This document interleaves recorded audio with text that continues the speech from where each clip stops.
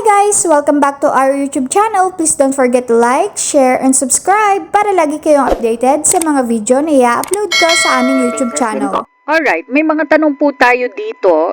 Ito mula kay 3196. Sabi niya, yung pong nanay ko ay nag-81 nung March 2025. March 4, 2025. So, ibig sabihin, nag-80 siya nung March 4, 2024. Nagpunta kami sa Osaka. 2024 po?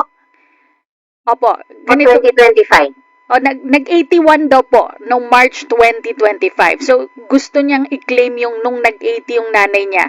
So, ang birthday po ay March 4, 2024. Noon po nag-80, bale. Kasi po, di ba hindi binibigyan ng 81? So, nagpunta daw sila sa Oscar Marilao. Hindi daw pinasok dahil nasa batas na March 17, 2024 yung umpisa ng mga bibigyan. Yung kanyang nanay ay March 4, nag-80. Yan. Tama daw po ba yun? Tama po ba yun? Yes, ma'am. Ang computation po niyan ay ang age of birth, ang date of birth po ni Lola ay March 4, 1944, to be exact. No? Yan po ang kanyang birthday kasi nag-80 po siya noong 2024.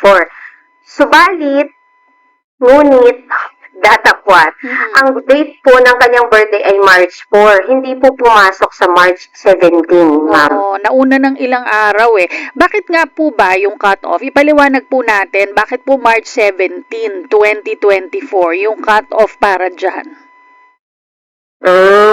Kasi po ma'am, noong napirmahan po ang batas, meron po for every law na pinapasa natin, no? Meron pong required publication. So, para po for wider dissemination, malaman po ng ating nakararami na ito pong batas na ito ay magiging effective. At nagkataon po na ang batas ay naging effective at natapos po yung kanyang publication date ng March 17. At malinaw po na nasusulat sa batas kung kailan po natapos ang date of publication ay doon po ito effective. Thanks for watching! Please don't forget to like, share, and subscribe!